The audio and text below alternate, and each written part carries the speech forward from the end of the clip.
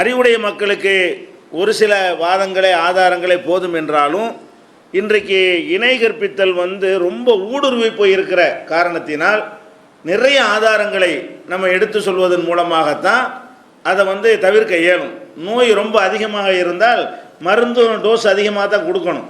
முத்தி போய் இருக்கிற காரணத்தினால தான் ஏதோ ஒன்று ரெண்டு ஆதாரங்களோடு நம்ம நிறுத்தி கொள்ளாமல் நபிகள் நாயகம் ஸல்லல்லாஹு அலைஹி வஸல்லம் அவர்களே அல்லாஹ் எந்த இடத்துல வைத்திருக்கிறான், அப்படி இருக்கும் பொழுது நீங்கள் எப்படி இறந்து போனவர்கள்ட்ட கேட்குறீங்கன்னு சொல்லும் பொழுது ஒவ்வொரு வாதத்தையாக வைக்கும் பொழுது கொஞ்சம் கொஞ்சமாகத்தான் உங்கள்கிட்ட மாற்றம் ஏற்படும். அதனால தான் நிறைய ஆதாரங்களை சொல்கிறோம். 2 ஆதாரம் 3 ஆதாரமே போதும் இந்த ஏகத்துவத்தை நிலைநாட்டுவதற்கு. நிறைய சொல்வதற்கு காரணம் என்னன்னு கேட்டால் அவங்களுடைய நம்பிக்கை கொஞ்சம் கொஞ்சமாக அந்த தவறான நம்பிக்கை ஆழமாக ஊறி போயிருக்கு. பல தலைமுறையாக 400-500 ஆண்டுகளாக அப்படியே ஊறி போயிருக்கிறார்கள். அதை மாற்றுவதற்கு தான் நிறைய ஆதாரங்களை சொல்கிறோம். அல்லாமல் அதுக்கு தான் நிறைய ஆதாரங்களை திருக்குர்ஆனில் சொல்லி காட்டுகிறான். அந்த வகையில் இறைநேசர்களுக்கெல்லாம் பெரிய இறைநேசராக இருந்த நபிகள் நாயகம் ஸல்லல்லாஹு அலைஹி வஸல்லம் அவர்கள் இந்த உலகத்தில் வாழும்போது அவங்களுக்கு அல்லாஹ் கொடுத்த அதிகாரம் என்ன என்பதை தெளிவாக விளக்கக்கூடிய ஒரு சம்பவம் உஹது போரில் நடந்த ஒரு சம்பவம். உஹது போரில் முஸ்லிம்கள் ஆரம்பத்தில் ஒரு பயங்கரமான தோல்விக்கு உள்ளானார்கள். பிறகு இறுதியாக நமக்கு வெற்றி கிடைத்தாலும் ஆரம்பத்தில் பயங்கரமான இழப்புகள் முஸ்லிம்களுக்கு ஏற்பட்டது. நிறைய பேர் ஷஹீதாக்கப்பட்டார்கள். நபிகள் நாயகம் ஸல்லல்லாஹு அலைஹி வஸல்லம் அவங்க கூட கடுமையான வெட்டுக்காயத்திற்கு வாயில் வெட்டுப்பட்டு பற்கள் எல்லாம் விழுந்து இரத்தம் வடிந்து அவ்வளவு கடுமையான வேதனைக்கு உள்ளாக்கப்பட்டார்கள். அப்போ அவ்வளவு கஷ்டமான ஒரு உஹது போரில் அவங்களுக்கு வேதனை ஏற்பட்ட பொழுது வேதனை தாங்க முடியாமல் அவங்க ஒரு வார்த்தையை சொல்கிறாங்க. உஹது போர்க்களத்தில் இந்த மாதிரி கடுமையான வெட்டுக்காயம் எதிரிகளால் பெரிய வாழ்நாள வெட்டுக்காயம் ஏற்பட்ட உடனே அந்த வேதனையை தாங்க முடியலை. அப்போ அவங்க என்ன சொன்னாங்கன்னு கேட்டால், கைஃப யுஃப்லிஹு கௌமுன் சஜ்ஜு நபியஹும் வ கஸரு ருபாயத்தஹு, நபியுடைய முகத்தில் இரத்த சாயத்தை பூசி அவருடைய கடவாய் பற்களை உடைத்து விட்டார்களே, அந்த கூட்டத்தார் எப்படி வெற்றி பெற முடியும்? என்னைய இந்த மாதிரி இரத்த சாயம் பூசிவிட்டு என்னுடைய பல்ல உடைச்சிவிட்டு இது மாதிரி செஞ்சவங்க எப்படி வெற்றி பெற முடியும் என்று கோபத்தில் அந்த வேதனை தாங்க முடியாமல் இந்த வார்த்தையை சொல்லிடுறாங்க. இதை சொல்லும் பொழுது நமக்கு என்னமோ நம்மளை ஒருத்தன் தாக்கி விட்டாலும் அதை அழிஞ்சிருவான் என்று சாபம் விடுகிற ஒரு நோக்கத்தில் சொல்லலை. வேதனை தாங்க முடியாமல் தான் சொன்னாங்க. வேதனையில் நம்ம கூட என்ன செய்வோம், ஒரு அளவுக்கு மேலே எவனாவது நம்மளை தாக்கி விட்டான்னு சொன்னால் நமக்கு திருப்பி அடிக்க முடியலைன்னு சொன்னால் என்ன செய்வோம், நீ உருப்பட மாட்டேன், நாசமாக போயிடுவ, அழிஞ்சு போயிடுவேன், நாளைக்கே செத்து போயிடுவேன் இப்படிங்கிற மாதிரி ஒரு கோபத்தில் சொல்லுவோம். அதனுடைய அர்த்தம் என்ன இல்லை, அவன் செத்து போயிடுவான்னு அர்த்தம் இல்லை. நம்ம சொன்னோம் செத்து போயிடுவானா, நம்ம கடவுள் தன்மை இருக்குன்னு அர்த்தமா? அப்படிலாம் அர்த்தம் கிடையாது. ஆனால் வார்த்தை டேஞ்சரான வார்த்தை. இந்த வார்த்தையை நம்ம எல்லா மனிதர்களும் சொல்வது போல தான் நபிகள் நாயகம் ஸல்லல்லாஹு அலைஹி வஸல்லம் அவர்களும் அவங்களுக்கு ஏற்பட்ட கடுமையான எந்த அளவுக்கு அந்த வேதனை இருந்தது என்று சொன்னால் மூர்ச்சையாகி கீழே விழுந்துடுறாங்க. இது சொல்லிவிட்டு அது அவங்க மரணித்து விட்டார்கள் என்று பரவுது. யுத்த காலத்தில் எப்படி பரவுது, ரசூல் ஸல்லல்லாஹு அலைஹி வஸல்லம் இறந்து விட்டார்கள் என்று எதிரிகள் பரப்பி விடுறாங்க. என் தலை தெரியலை. போர்க்களத்தில் ரசூல் ஸல்லல்லாஹு அலைஹி வஸல்லம் எப்பவும் தெரிஞ்சுக்கிட்டே இருப்பாங்க. இந்த வெட்டுப்பட்டு ரத்தம் அதிகமாக ஓடி மயங்கி விழுந்த பிறகு அவங்களுடைய தலை தென்படாத காரணத்தினால் அவங்க மரணித்து விட்டார்கள் என்று யுத்த காலம் பூரா பரவ ஆரம்பிக்கிறது. முஸ்லீம்கள்லாம் செதறி ஓட ஆரம்பிக்கிறாங்க. ரசூல்லா போன பிறகு யாருக்கு அவனை நம்ம போர் செய்யணும், அவங்க காபிர்கள்லாம் உத்வேகமாக நின்று என்ன செய்கிறாங்க, நம்மளை தாக்கி கொண்டிருக்கிறார்கள். அந்த மாதிரி ஒரு பாதிப்பை ஏற்படுத்தக்கூடிய ஒரு காயம். அப்போ என்ன வார்த்தை சொன்னாங்க, நபியுடைய முகத்தில் இரத்தச்சாயம் பூசியவர்களும் என்னுடைய பல்ல உடைச்சவர்களும் எப்படி ஜெயிப்பான், எப்படி வெற்றி பெறுவான் பார்த்துட்றேன் என்கிற மாதிரி ஒரு தோரணையில் இந்த வார்த்தையை அவங்க சொல்லிவிட்டாங்க. அப்போ அல்லாஹ் ரசூல் ஸல்லல்லாஹு அலைஹி வஸல்லத்தின் மீது ரொம்ப முஹப்பத் வச்சிருக்கிறான். அல்லாஹ்வுடைய ஹபீப் என்றெல்லாம் நம்ம சொல்லுகிறோம், அது உண்மைதான். ஆனாலும் இந்த வார்த்தை அவனுக்கு அல்லாஹ்வுக்கு ஜீர்ணிக்க முடியலை. ரசூல் ஸல்லல்லாஹு அலைஹி வஸல்லமுடைய கஷ்டம், அவங்க படுற வேதனை, துன்பம் தாங்க முடியாமல் தான் இந்த வார்த்தையை சொல்கிறாங்க. அதெல்லாம் அல்லாஹ் பார்க்க மாட்டேங்கிறான். இது சொல்கிற நீனா நானா? அல்லாஹ்க்கு என்ன வருது, வெற்றி பெற மாட்டான், எப்படி அவன் ஜெயிப்பான்னு கேட்குறிய? அவனை ஜெயிக்க வைக்கிறதா தோற்க வைக்கிறதாங்கிறது உங்கள் கையில் இருக்குதா? உங்களை அடிச்சுவிட்டானா தோற்று போயிடுவானா? உங்களை வெட்டிவிட்டானா அவன் தோல்வி தான் அவனுக்கு. அப்போ நீங்கள் தான் தீர்மானிக்கக்கூடிய ஆளா என்று அல்லாஹ் பார்க்குறானே தவிர நம்முடைய இறை தூதர், நம்ம அனுப்பின தூதர் வேதனையில் இதை சொல்கிறாரு, வேதனை தாங்க முடியாமல் ஒரு வந்த வார்த்தை நல்லா எடுக்க மாட்டேங்கிறான். உடனேயே அந்த வேதனையோட வேதனையை அல்லாஹ் குர்ஆன் வசனத்தை இறக்குறான். லைஸ லக மினல் அம்ரி ஷைஉன், நபியே அதிகாரத்தில் உமக்கு எந்த பங்கும் கிடையாது. இதை சொன்னதுக்காக வேண்டி, எதை சொன்னதுக்காக வேண்டி, என் பல்ல உடைச்சு விட்டீங்கல்ல, எனக்கு ரத்த காயம் ஏற்படுத்திட்டீங்கல்ல, நீங்கள் எப்படி ஜெயிப்பீங்கன்னு பார்க்குறேன் இப்படிங்கிற துணியில் ஒரு வார்த்தையை சொன்னதற்காக வேண்டி அல்லாஹ் என்ன செய்கிறான், லைஸ லக மினல் அம்ரி ஷைஉன், அதிகாரத்தில் உமக்கு எந்த பங்கும் கிடையாது. அவு யதூப அலைஹிம், அல்லாஹ் நினைத்தால் அவர்களை மன்னித்து விடுவான். உங்களை அடித்தா தோத்து போயிடுவானோ, நான் நினச்சேன் அவனை மன்னிப்பேன், நேர் வழி காட்டி அவனுக்கு இஸ்லாம்ங்கிற ஹிதாயத்தை கொடுத்து அவனை கூட மன்னிப்பேன். அவு யுஅதிபுஹும், நினச்சா அவனை தண்டிப்பேன். நினச்சா அவங்கள தண்டிக்கிறது என் கையில் உள்ளது, நினைச்சால் அவர்களை மன்னிக்கிறது என் கையில் உள்ளது. நீ எப்படி அவன் எப்படி ஜெயிப்பான்னு சொல்லலாம், என்னோட துவா செய்யலாம். யாரெல்லாம் அந்த மாதிரி அடிச்சு விட்டாங்க, நீ கேள்வி கேளு, நீ பார்த்துக்க, நீ அவங்களுக்கு உரிய முறையில் பனிஷ்மெண்ட் கொடு என்று சொன்னால் அது ஒரு வகை, அது எல்லா முஸ்லீமுக்கும் அனுமதி இருக்கிறது. அந்த மாதிரி துவா செய்வது, அல்லாஹ்ட்ட பிரார்த்தனை செய்வதற்கு நமக்கு உரிமை இருக்கிறது. ஆனால் ரசூல் ஸல்லல்லாஹு அலைஹி வஸல்லம் பிரார்த்தனை செய்யலை, எப்படி ஜெயிப்பான் பார்த்துறாங்கிற மாதிரி சொல்கிறாங்க. கைஃப யுஃப்லிஹு கௌமுன்கிறாங்க, எப்படி இந்த கூட்டத்தார் வெற்றி பெற முடியும். இந்த வார்த்தையை சொன்னதுக்காக வேண்டி அல்லாஹ் என்ன செய்கிறான், 3வது அத்தியாயத்தில் 128வது வசனம், இதை எடுத்து பாருங்க. 3வது அத்தியாயத்தில் 128வது வசனத்தில் அல்லாஹ் சொல்கிறான், லைஸ லக மினல் அம்ரி ஷைஉன், அதிகாரத்தில் உமக்கு எந்த பங்கும் கிடையாது, ஒரு துரும்பளவுக்கு கூட உங்களுக்கு அதிகாரம் கிடையாது. உங்களை தாக்கியவர்களை நினைச்சா நான் மன்னிப்பேன், நினைச்சா நான் தண்டிப்பேன். அப்போ இதை கூட சொல்லக்கூடாதுன்னா நம்ம எப்படி அவங்க பிள்ளைய தருவாங்க, ரிசுக்கு தருவாங்க, மனநோயை போக்குவாங்க, நமக்கு நிம்மதியை தருவாங்க என்றெல்லாம் இந்த செத்துப்போன ஆளுக்களை வச்சு கொண்டாடி கொண்டிருக்கிறோமே. நபிகள் நாயகம் ஸல்லல்லாஹு அலைஹி வஸல்லம் கூட இந்த வார்த்தையை சொல்ல விட மாட்டேங்கிறான். நல்லா எப்படி இந்த ஆற்றலை, இந்த பவரை யார் யாருக்கு கொடுப்பான். அவங்களுடைய கால் தூசிக்கு சமமில்லாத ஆட்களை எல்லாம் அவுலியாக்கள் நினைத்து கொண்டு நபிகள் நாயகம் ஸல்லல்லாஹு அலைஹி வஸல்லம் தூசிக்கு சமமாவார்களா இவர்கள்லாம்? இவர்கள் யாரை மகான்கள் அவுலியாக்கள்னு கொண்டாடுகிறார்களே, அவங்க அவுலியாக்கள் நமக்கு சொல்ல முடியுமா? அப்படியே இறைநேசராக இருந்தால் கூட ரசூலுல்லாஹ் கூட அவங்களை கம்பேர் பண்ண முடியுமா? நபிகள் நாயகம் ஸல்லல்லாஹு அலைஹி வஸல்லம் அவங்களுக்கு கம்பேர் பண்ண முடியாத ஒரு இடத்துல இருக்கக்கூடியவர்களை வைத்து நம்ம என்ன செய்கிறோம், அவங்கள்ட்ட எல்லா விதமான ஹாஜத்துகளையும் முறையிடுறோம், நேர்ச்சை செய்கிறோம், அங்கே போய் படுத்து கிடக்கிறோம், அவங்களுடைய அடக்கஸ்தலத்தை போய் காபத்துல்லாவை தவாப் செய்கிறது போல தவாப் செய்கிறோம். கோயில்களில் சாமிகளை வைத்து ஊர்வலம் விடுவதை போல நம்ம தேர்களில் வைத்து என்ன செய்கிறோம், சந்தன கூட்டில் வச்சு அவங்களுக்காக வேண்டி விழா நடத்தி கொண்டிருக்கிறோம். கடவுள் மாதிரி அவங்களை நினைத்து நம்ம வழிபட்டு கொண்டிருக்கிறோம். அப்போ இதை நினைத்து பார்க்க வேண்டாமா? நபிகள் நாயகம் ஸல்லல்லாஹு அலைஹி வஸல்லத்துக்கு இந்த ஒரு வார்த்தையெல்லாம் பொறுக்க மாட்டேங்கிறானே, அதுவும் வேதனையான நேரத்தில் இதைத்தானே கவனிப்பாங்க. ஒரு வேதனையில் ஒருத்தன் கூட குறை சொல்லிட்டா கூட நம்மளே கூட மன்னிச்சிருவோம். நம்மளே கூட ஒரு வீட்டில் கணவன் மனைவி இருக்கிறாங்க, கணவனுக்கோ மனைவிக்கோ தாங்க முடியாத ஒரு வலி, தாங்க முடியாத வேதனை இருக்குன்னு வைங்களேன், என்ன செய்யுன்னு கேட்டால் கோவம் வரும் இவனுக்கு. இவன் கடுமையான வேதனையில் துடிச்சிக்கிட்டு இருக்கிறான். கொண்டாடி போயிட்டு என்னங்க உங்களுக்கு செப்படி வேலையை பார்த்துக்குமா, அவள் கோவிக்க மாட்டான். ஏன் கோவிக்க மாட்டா, இவர் இந்த வேதனை தாங்க முடியாமல் சொல்கிறாரு, வேதனையினால் அந்த வார்த்தையை சொல்கிறாரு, அப்படி தான் நினைத்து கொள்வான். மனைவிக்கு அது மாதிரி கடுமையான துன்பம் இருக்கும்போது இவன் போய் கேட்டான்னு வைங்க, அந்த நேரத்தில் பதில் சொல்லக்கூட முடியாத அளவுக்கு வேதனை அதிகமாக இருந்தால் அவள் கடுப்பிடிச்சு ஏதாவது சொல்லித்தான் செய்வான். அதுக்காண்டி இவன் வெறுத்துருவானா, சரி வேதனை அவ்வளோ அதிகமாக இருக்குது அப்படி தான் எடுத்துக்கொள்வோம். அல்ல அதை விட கருணையால அவன், ஆனால் அவனுடைய ரைட்டுங்க விட மாட்டேங்கிறான். ரசூல் ஸல்லல்லாஹு அலைஹி வஸல்லம் வேதனையிலான இப்படி இது பண்ணுறாங்க, ஆறுதல் தானே சொல்லணும். அப்படி நினைக்காம இந்த வார்த்தை நீ எப்படி சொல்ல போச்சு, ஏன் ரைட்டில் நீ எப்படி கை வைக்க போச்சு, அவன் வெற்றி பெற மாட்டான்னு நீ எப்படி தீர்மானிக்க போச்சு, அது நானில் சொல்லணும். அவன் வெற்றி பெற மாட்டான்னு நான் தான் முடிவெடுப்பேன், வெற்றி பெறுவான்டா நான் தான் முடிவெடுப்பேன், உனக்கு வெற்றியை நான் தான் தீர்மானிப்பேன், உனக்கு தோல்வியை நான் தான் தீர்மானிப்பேன், இது நீ எப்படி தீர்மானிக்கிற என்று அல்லாஹ் கேட்கக்கூடியதை இது குர்ஆனில் 3வது அத்தியாயம் 128வது வசனத்தில் நீங்கள் பார்க்கலாம்.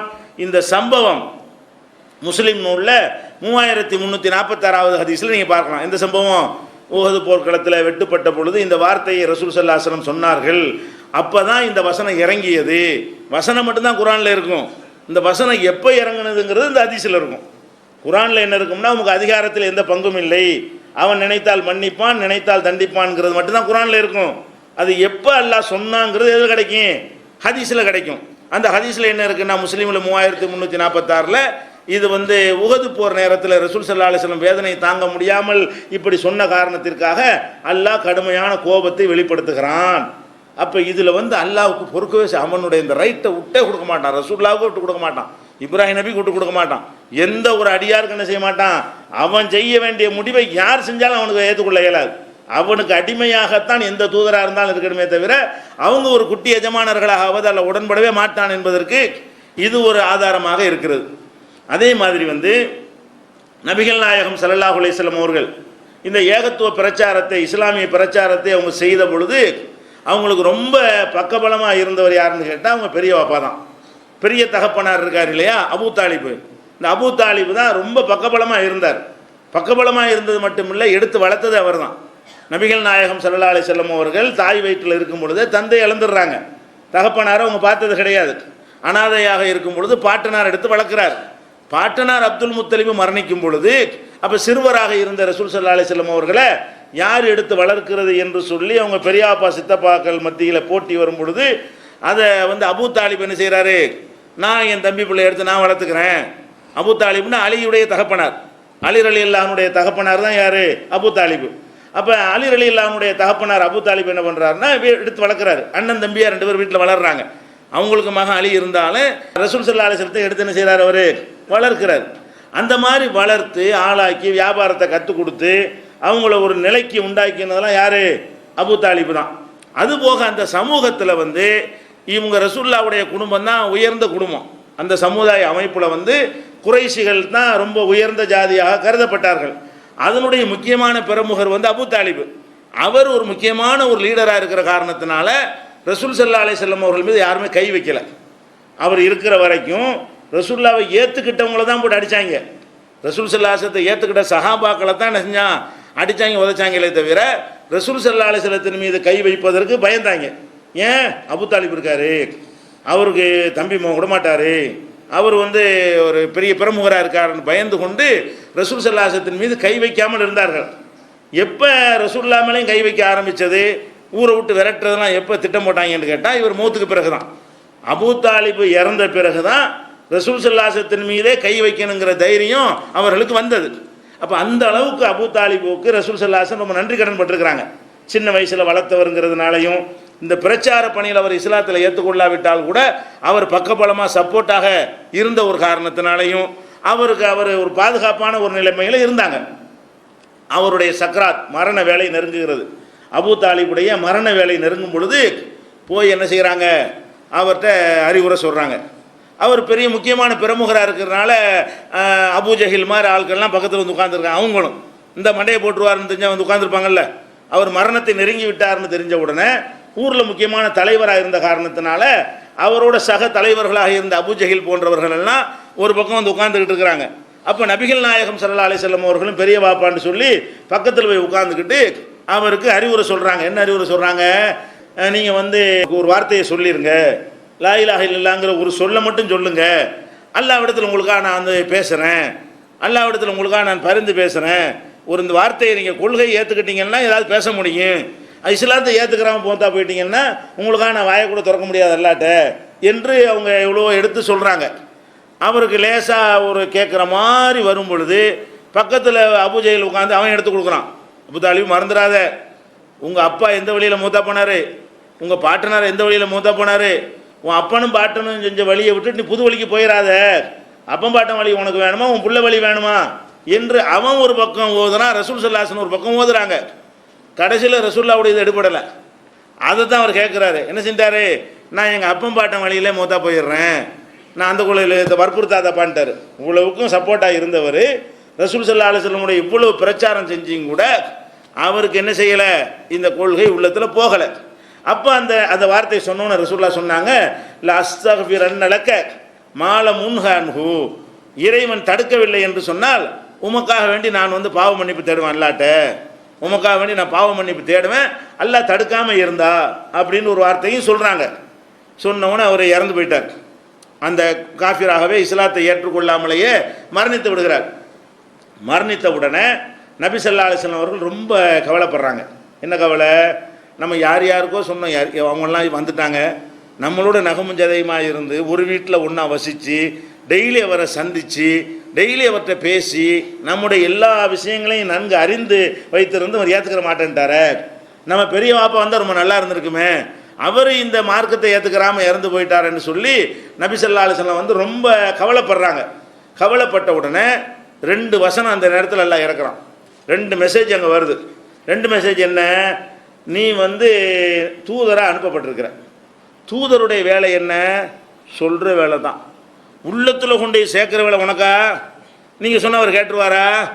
நீங்கள் சொல்லலாமே தவிர ஒருவர் நேர்வழிக்கு வருவாரா வரமாட்டாருங்கிறது நம்ம கையில் உள்ளதில்ல. அது எதுக்கே மட்டும் கவலைப்படுற நீ? இன்னக்கலா தஹதி மன் அஹ்பப்த வலாக்கின் அல்லாஹ யஹ்தி மய்யஷா. அல்ல, நீ நாடியவர்களுக்கு நேர்வழி காட்ட முடியாது. நீ யாரை விரும்புகிறாயோ அவருக்கெல்லாம் உனக்கு நேர்வழி காட்ட முடியாது. வலாக்கின் அல்லாஹ யஹ்தி மய்யஷா. அல்லாஹ் ஐயன் நான் தான் நாடி ஆளுக்கு நேர்வழி காட்டுவேன். உங்கள் பெரிய அப்பாவா இருக்கலாம், அவருக்கு நேர்வழி காட்ட மாட்டேன். உன்னை கொல்றதுக்கு ஒருத்தர் வருவார் உமரு, அவருக்கு நேர்வழி காட்டி விடுவேன். கொல்ல வந்தவருக்கு நேர்வழி காட்டுவேன், சப்போர்ட்டாக இருந்தவருக்கு நேர்வழி காட்ட மாட்டேன். அது என் கையில் உள்ளது. இதுக்கு நீங்கள் கவலைப்படுற? என்னமோ உன் கையில் ரைட் இருக்கிற மாதிரி இதுக்கு இந்த அழுது புலம்பிக்கிட்டு இருக்கிற. சொல்லுனியா கேட்கல, விட்டுரு, அவ்வளோ, அதோட வேலை முடிஞ்சிருச்சு. அப்போ எவ்வளோ வார்த்தையெல்லாம் சொல்கிறான். நபி ஸல்லல்லாஹு அலைஹி வஸல்லம் அவர்கள் ரொம்ப அந்த அபூ தாலிபுடைய மரணம் குஃபுரில் மரணித்ததற்காக வேண்டி, அவர் இஸ்லாத்தை ஏற்றுக்கொள்ளாமல் மரணித்ததற்காக வேண்டி கவலைப்படும் பொழுது தான் இந்த வசனத்தை அல்லாஹ் இறந்துக்கிறான். இந்த வசனம் 28வது சூறாவில் 56வது வசனம் இது. இந்த வசனத்தை அல்லாஹ் அருள்றான். எப்படி? இன்னக்கலா தஹதி மன் அஹ்பப்த வலாக்கின் அல்லாஹ் யஹ்தி மய்யஷா. நீ நினைத்தவருக்கெல்லாம் நேர்வழி காட்ட உனக்கு முடியாது. நான் யாரை நினைக்கிறோன்னா அவனுக்கு நான் நேர்வழி காட்டுவேன். அது நம்ம ரைட், அது நம்ம அதிகாரம். அதில் நீ போட்டு கையில் எடுக்க முடியாதுன்னு அதை கண்டிக்கிறான். அடுத்து என்ன செய்கிறான்னு கேட்டால், பெரியாப்பா ஒரு வாக்குறுதி கொடுத்தாங்கல்ல, அல்லாஹ் தடுக்கலைன்னா உனக்கு பாவ மன்னிப்பு தேடுவேண்டு. அதுக்கும் அல்லாஹ் கோவம் வருது. அது என்ன தடுக்க ஏற்கனவே தடுத்தானே வச்சுருக்கிறேன். அதாவது அல்லாவை ஏற்றுக்கலைன்னா பாவ மன்னிப்பு கேட்கக்கூடாது. இப்ராஹிம் நபிக்கே தடுத்து வச்சுருக்கிறேன். அப்புறம் எப்படி நீங்கள் பெரியாப்பாவுக்கு போய் பாவ மன்னிப்பு தருவேன்னு சொல்லுவேன்? அதுக்கு ஒரு வசனம், மாக்கானலின் நபி உள்ளதீன் ஆமனும் ஐ எஸ்தக்ஃபிருலில் முஷ்ரிக்கீன உலவுக்கான உலி குர்பா. நபியாக இருந்தாலும் மூமின்களாக இருந்தாலும் இணை கற்பித்தவர்களுக்கு பாவ மன்னிப்பு தேடுவது அனுமதி கிடையாது. எவ்வளவு நெருங்கிய உறவினராக இருந்தாலும் சரி, எவ்வளவுக்கானும் உலிய குர்பா, எவ்வளவு நெருங்கிய சொந்தக்காரங்களாக இருந்தாலும் சரியே, நீங்கள் பாவ மன்னிப்பு தேடுறதா இருந்தால் அல்லாவுக்கு இணை கற்பிக்காமல் இருக்கணும். அவர் அல்லாவுக்கு ஷிர்க் வைத்தவராக இருப்பாரையானால், அல்லாவையும் ஏற்றுக்கிட்டு மற்றவங்களையும் ஏற்றுக்கிட்டு இருப்பாரையானால், அவருக்காக வேண்டி நீங்கள் பாவ மன்னிப்பு தேட முடியாது. உங்களுக்கு மன்னிப்பு இல்லை, என்ன மன்னிக்க மாட்டேன்னு நல்லா தெளிவாக சொல்லிட்டான். இன்னல்லாஹ் லா யக்ஃபிரு அன் யுஷ்ரக பிஹி. தனக்கு இணை கற்பிக்கப்படுவதை அல்லாஹ் மன்னிக்க மாட்டான். ஓ யக்ஃபிரு மாதூன தாலிக லிமன் யஷா. இதை தவிர மற்ற பாவங்களை தான் நாடியவர்களுக்கு மன்னிப்பான்னு குர்ஆனில் டிக்ளேர் பண்ணியிருக்கும் பொழுது, இப்ராஹிம் நபிக்கே வாப்பாவுக்கு மன்னிப்பு கேட்டது எல்லாம் கண்டிச்சு இருக்கும் பொழுது, நீங்கள் எப்படி உங்கள் பெரியாப்பாவுக்கு மன்னிப்பு கேட்பீங்க? அதையும் நிறுத்திக்கிறன்னு பார்த்துக்கிறேன்ட்டான். வாக்குறுதி கொடுத்தியல்ல, அதையும் நிறுத்திடணும். அந்த விளையாட்டு பண்ணக்கூடாது. நேர்வழிக்கு வரலையேன்னு அழுது புலம்பிக்கிட்டு இருக்கக்கூடாது. உங்கள் கையில் இருக்குன்னு நடக்கக்கூடாது. சொன்னீங்களா, கடமை முடிஞ்சு போச்சா, அவர் ஏற்றுக்கலையா, போய்கிட்டு அடுத்தாலும் சொல்லிட்டு போயிட்டு இருக்க வேண்டியதுதான். இது என்னமோ உங்கள் கையில் உள்ள அதிகாரத்தை பறிச்ச மாதிரி கவலைப்படுறது என்ன அர்த்தம் வந்து எல்லாம் கேட்குறான். அப்போ இந்த வசனமும் என்ன செய்கிறது? லின் நபி வல்லதீன் ஆமனும் ஐ எஸ்தக்ஃபிருலில் முஷ்ரிக்கீன உலவுக்கான உலி குர்பாங்கிறது 9வது அத்தியாயத்தில் 113வது வசனம். அதாவது இணை கற்பிக்கிறவங்களுக்கு பாவ மன்னிப்பு தேடக்கூடாது. இந்த ஒரு சம்பவத்தை ஒட்டி இந்த 2 வசனம் இறங்கியது. இந்த விவரத்தை நீங்கள் புகாரியில் 3346வது ஹதீஸில் நீங்கள் பார்க்கலாம். இந்த சம்பவத்தை எல்லாம் முழுசாக புகாரியில் விளக்கி இந்த 2 வசனமும் இதற்குத்தான் இறங்கியது என்ற விவரத்தையும் அந்த ஹதீஸில் சொல்லப்படுவதை பார்க்கலாம். இது எதுலேருந்து எதுக்கு இந்த சம்பவத்தை எல்லாம் சொல்கிறான், எதுக்காக இந்த கண்டனத்தை பதிவு செய்கிறான், எதுக்காக இந்த செய்தி நபி ஸல்லல்லாஹு அலைஹி வஸல்லம் வரலாற்று செய்தி ஹதீஸ் நூல்களில் பதிவு செய்யப்பட்டு எல்லாம் காப்பாற்றி வச்சிருக்கிறான். சிந்திச்சு பார்க்கணுமா இல்லையா? அப்போ அல்லாஹ்வுடைய ரசூலுக்கு இந்த பவர் இல்லையே. இவங்க என்னென்னமோ ஷேக்குங்கிறான், முரீதுங்கிறான். அவன் வந்துக்கிட்டு பார்த்தாலேயே நமக்கு நேர்வழி கிடைச்சிருங்கிறான். பெரியார் போய் பார்த்தவர் நமக்கு ஒரு அறிவுரை சொன்னார்னா அப்படி உள்ளத்தில் போயிடுமா. அதை நமக்கு பயான்கள்லாம் சாதாரண பயான்லாம் எடுபடாதான். ஷேக்குன்னு இருப்பாங்களாம். அவங்கள்ட்ட போய் கையை அடித்து ஒரு உறுதிமொழி கொடுத்தோம்னா பவர் ஏற்றிடுவாங்களாம். அந்த பவர் ஏற்றணும் நமக்கு நேர்வழி கிடைச்சிருன்னு சொல்லி முறிதெல்லாம் வாங்குறாங்களே. அப்போ ரசூல்லா போய் எவ்வளோ பவர் ஏற்றி பார்க்குறாங்க. பெரிய வாப்பாவுக்கு ஏற்றி பார்க்குறாங்க, பவர் ஏற மாட்டேங்குது. பெரிய வாப்பாவுக்கு ரொம்ப நன்றி கடன் பட்டிருக்கிறாங்க. அவங்களுக்கு போய் எவ்வளவுக்கு சொல்லணுமோ சொல்லி சொல்லி சொல்லி பார்க்குறாங்க. காது வரைக்கும் போகுதே தவிர உள்ளத்துக்கு போக மாட்டேங்குதே. அப்போ எப்படி பெரியார் ஷேக்கு பிடிச்சி நம்மளுக்கு ஏற்றுவார்? ஷேக்கு பிடிச்சி சொன்னோன்னே எப்படி நேர்வழி கிடைக்கும்? எல்லாம் பொய். மனுஷன் தான் அதை விளங்கிக்கிறேன். ஷேக்குங்கிறவன் அப்போ நபிகள் நாயகத்துக்கு மேலே பெரிய ஆளாக நினைக்கிறாங்க. நபிகள் நாயகத்துக்கு மேலே இந்த ஷேக்குகள்லாம் பெரிய ஆளுக்க, அவங்கள பார்த்தாலும் நேர்வழி கிடைச்சிரும். அவங்க வாயினால் ஒரு வார்த்தையை சொன்னாலே என்னவாயிரும், நமக்கு நேர்வழி கிடைச்சி. அதெல்லாம் கிடையவே கிடையாது. நேர்வழி கிடைக்கிறது அல்லாஹ்வுடைய கையில். அந்த ரைட் அல்லாஹ் கையில் தான் இருக்குது. இன்னும் சொல்ல போனால் நபிகள் நாயகம் ஸல்லல்லாஹு அலைஹி வஸல்லம் அவர்கள் மக்காவில் இருந்தாங்களா? இருந்த வரைக்கும் வளர்ச்சி பெரிய சொல்லிக் கொள்ளும்படியான வளர்ச்சி கிடையாது. அங்கே ஒன்று இங்கே ஒன்று இங்கே ஒன்று இப்படி தான் இஸ்லாத்துக்கு வந்துட்டு இருந்தாங்க. பெரிய அளவில் கூட்டமாகலாம் வரல. ரசூல்லாவே விரட்டி விட்டு வேறு ஊருக்கு போயிட்டாங்கல்ல, அப்போ என்னடாண்டா ஊரே மாறுது, இப்படி கூட்டமாக மாறுது. சொல்கிறதுக்கு ஆள் இல்லை, சொல்வதற்கு ஆள் இருக்கும்போது வளர காணா, பெரிய வளர்ச்சி இல்லை. ரசூல் ஸல்லல்லாஹு அலைஹி வஸல்லம் ஊரை விட்டு போயிட்டாங்க, இஸ்லாத்தை ஏற்றுக்கிட்ட மக்களும் ஹிஜ்ரத்து பண்ணி போயிட்டாங்க, அங்கே ஒன்று இங்கே ஒன்றுமாக தான் மிச்சமாக இருந்தாங்க. அந்த இடைப்பட்ட காலத்தில் தான் அதிகமான மக்கள் இணைஞ்சாங்க, இஸ்லாத்தை நோக்கி வந்தார்கள். அப்போ அதில் என்ன வழங்குது? அல்லாஹ் நினச்ச கொண்டு சேர்த்துரும். அது பாட்டுக்கு நம்ம கணக்குப்படி என்ன நினைக்கிறோம், ரசூல்லா இருந்தால் தான் நிறைய பேருக்கு சொல்லுவாங்க நம்ம நினைக்குவோம். ரசூல்லா ஊரை விட்டு போயிட்டதுனால எல்லா பேரும் காஃபிரா மூத்தா போயிடுவான்னு நம்ம நினைக்கிறோம். ஆனால் அல்லாஹ் என்ன பண்ணுறான், ரசூல்லாவே இல்லாத நேரத்தில் அது பாட்டுக்கு மெசேஜ் போயிட்டே இருக்குது. முகமது என்ன சொன்னார், அப்படி பரவிட்டு இருக்குது, கொண்டு போய் எல்லாம் சேர்த்துருவான். அது காதலையும் சேர்த்தான், உள்ளத்துலையும் சேர்த்து விட்டான். காதில் மட்டும் சேர்க்கல, இல்லை உள்ளத்துலையும் சேர்த்து என்ன ஆச்சுன்னு சொன்னால், ரசூல் ஸல்லல்லாஹு அலைஹி வஸல்லம் இருக்கும்போது வளர்ந்ததை விட அவங்க மக்காவில் இல்லாத பொழுது அதிகமாக இஸ்லாம் வளர்ந்தது. அப்போ நேர்வழி காட்டுறது அல்லாட்ட இருக்குன்னு வழங்குதா இல்லையா? யாரும் யாருக்கு நேர்வழி காட்டிட முடியாது. சொல்கிறோம், இது காது வரைக்கும் போய் எத்தனை பேருக்கு நின்று எத்தனை பேரோட உள்ளத்துக்கு போகும். இவ்வளோ அடுக்கடுக்கான ஆதாரங்கள் வைக்கிறோமே, நீங்கள் போய் சில பேருக்கு இந்த குரானை எடுத்தே காட்டுங்களேன், ஏற்றுக்கிற மாட்டான். அல்லா சீல் வச்சுட்டா என்ன பண்ணுறது? அல்லா சீல் அடிச்சிருப்பான் சில பேருக்கு. சில பேருக்கு என்ன செய்வான், அல்லா சொன்னால் நம்ம கேட்டு தான் ஆகணும், அல்லாவோட சொல்கிறான், குரான் ஆயத்தில் எடுத்து காட்டுறாங்கன்னு சொல்லி அல்லா யாருக்கு நேர்வழி காட்ட நினைக்கிறானோ அவங்களுக்கு போகுமே தவிர, இவ்வளோ ஆதாரங்களையும் காட்டிட்டு மறுக்கணும் இருக்க தானே செய்கிறான். இவ்வளோ ஆதாரங்களை பார்த்துப்பட்டு கூட அதெல்லாம் இருக்கட்டும்ப்பா, எங்கள் வாப்பா சொன்னால் சரியா இருக்கு, நாங்கள் எங்கள் வழிமுறை விட மாட்டோம்னு சொல்கிறானா இல்லையா? அது ஏன் அப்படி சொல்கிறான்னா, அதுக்கு நம்ம தளர தேவையில்லை, நம்ம வெப்சைட் போக அவசியமே கிடையாது. நம்ம சொல்லிவிட்டோம், அல்லா நாடல், அவ்வளவுதான். அல்லா நாடுனா நேர்வழிக்கு வரும், வராட்டி போயிட்டார், இப்படி தான் நினைத்து கொள்ள வேண்டும். அதுக்கு இந்த அபு தாலிபுடைய சம்பவமும் இதுக்கு ஒரு பெரிய உதாரணமாக இருக்கிறது. அதே மாதிரி அவர் பெரியாப்பா விட்டுருங்க, ஒவ்வொரு மனிதனும் அவருடைய தாய் தந்தையர் மேலே எல்லாருக்கும் பாசம் இருக்குமா இல்லையா? நல்ல மனிதர்களுக்கு பாசம் இருக்கும், கெட்டவனுக்கு வேண்டாம் பாசம் இல்லாமல் இருக்கும். தாய் தந்தையர் அடித்து விரட்டுறவன்லாம் இருப்பான். நல்ல ஒரு மனிதனாக இருந்தால் என்ன செய்வான், தகப்பனார் மேலே பாசமாக இருப்பான், தாயார் மேலே பாசமாக இருப்பான், அவங்களுடைய துன்யாவிலே அவங்க நல்லா இருப்பதற்கு ஆசைப்படுவான். அவங்க மரணித்து விட்டார்கள் என்று சொன்னால் மறுமையில் அவங்க நல்லா இருக்கணும் என்பதற்கு நம்ம ஏதாவது செய்ய முடியுமா என்று ஒரு மனிதன் சிந்திப்பான். சரியான பிள்ளையாக இருப்பானே ஆனால் தாய் தகப்பனுக்கு இப்படியெல்லாம் நினைப்பான். இப்போ நபிகள் நாயகம் ஸல்லல்லாஹு அலைஹி வஸல்லம் அவர்கள் தகப்பனாரை பார்த்தது கிடையாது. வயிற்றில் இருக்கும், தாய் வயிற்றில் இருக்கும்போதே இறந்துட்டதுனால தகப்பனாரை பார்த்தது இல்லை. தாயாரும் சின்ன வயசில் நினைஞ்சிட்டாங்க, இறந்துட்டதுனால தாயாருடைய முகம் கூட அவங்களுக்கு சொல்ல முடியாத வயசில் இறந்து போயிட்டாங்க. அப்போ ஆனாலும் தாய் தந்தையர் மேல் அவங்களுக்கு ஒரு பாசம் இருந்தது. பாசம் இருந்து என்ன பண்ணுறாங்கன்னு கேட்டால், மதீனாவுக்கு பிரயாணம் பண்ணி போகும் பொழுது அவங்க தாயார் எந்த இடத்துல இறந்தாங்களோ அப்போவாண்டு ஒரு இடத்துல தான் இறந்து போகிறாங்க. அந்த இடத்த கடந்து போகும் பொழுது அல்லாட்ட அனுமதி கேட்குறாங்க. என்ன அனுமதி கேட்குறாங்க? எல்லாம் அந்த இடத்துல எங்கள் அம்மா மூத்தா போனாங்க, இந்த சின்ன வயசில் அது மூத்தா போனது உங்களுக்கு பதிஞ்சு இருக்கிறது, இந்த இடத்துல வச்சு தான் என்னுடைய தாயார் மரணித்துட்டாங்க, அவங்களுக்காக வேண்டி பாவ மன்னிப்பு கேட்கணும்.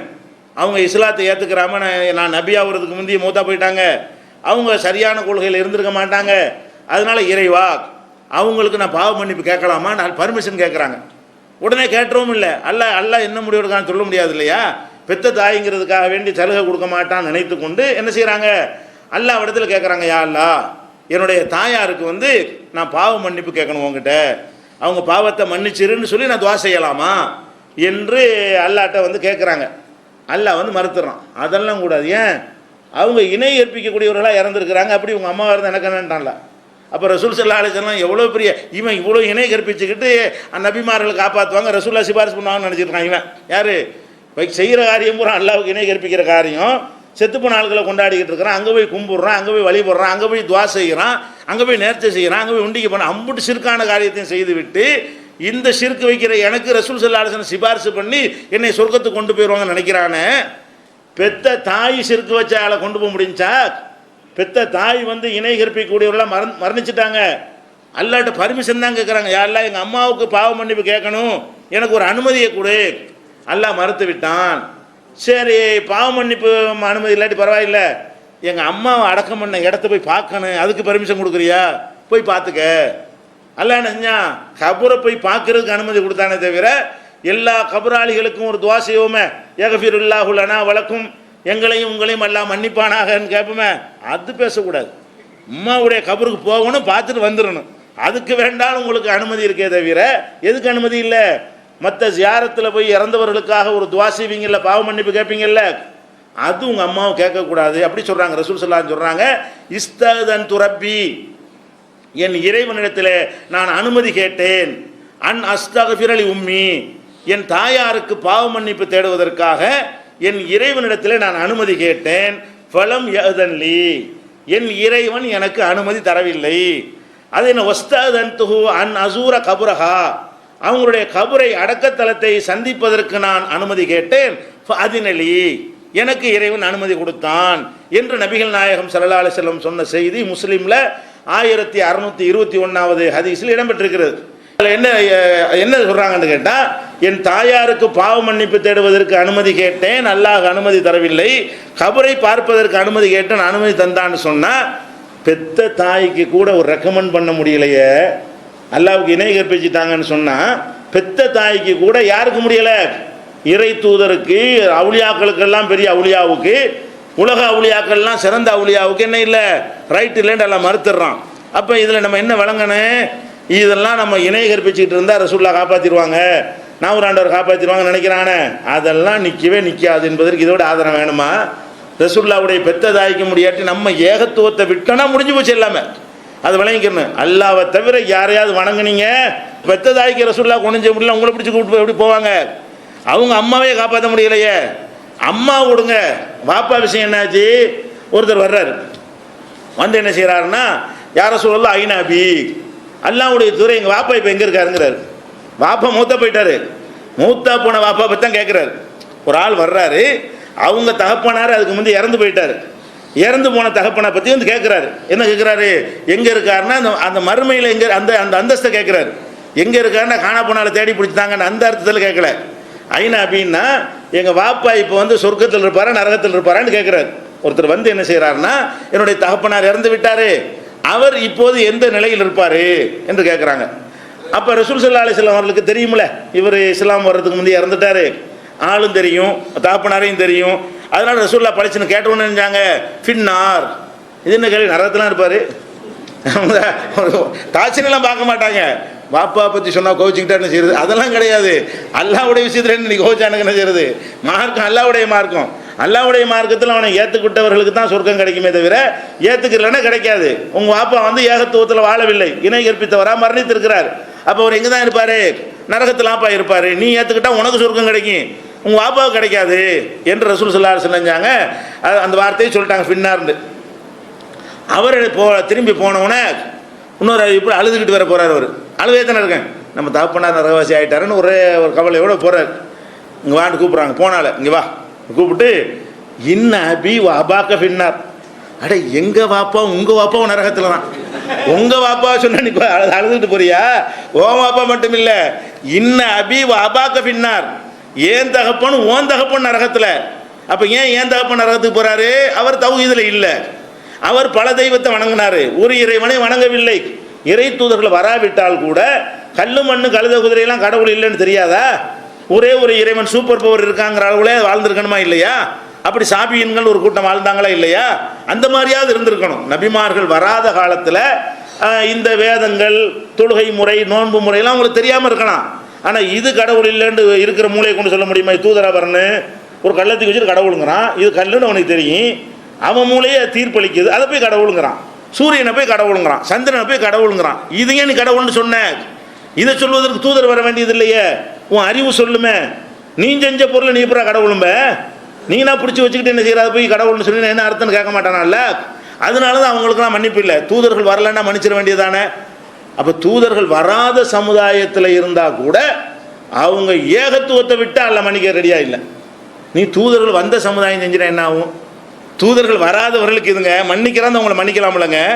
மன்னிக்கிறதா இருந்தால் ரசூலுல்லாஹ்வுடைய வாப்பாவுக்கு தூதர் அனுப்பப்பட்டாரா? ரசூலுல்லாஹ்வுடைய உம்மாவுக்கு தூதர் யார் வந்தாங்களா?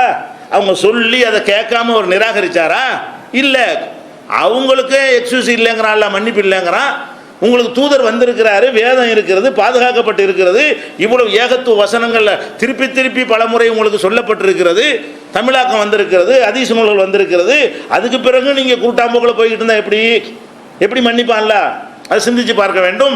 இது எங்க இருக்குன்னா முஸ்லீம்ல 302வது ஹதீஸ்ல, எது உங்க வாப்பாவும் எங்க வாப்பாவும், உன்னுடைய தகப்பனாரும் என்னுடைய தகப்பனார் நரகத்திலாம் இருக்கிறாங்க. அப்ப அல்லாஹ்வுடைய தூதராக இருந்தும் பெத்த தகப்பனாரை சொர்க்கத்தில் கொண்டே சேர்க்க முடியவில்லை. பெத்த தாயை சொர்க்கத்தில் சேர்க்க முடியவில்லை. பெத்த தாய்க்காக வேண்டி அல்லாஹ்விடத்தில் பாவ மன்னிப்பு தேடுவதற்கு கூட அதிகாரத்தை அல்லாஹ் கொடுக்க மாட்டேன்னு பிடிங்கிட்டான்.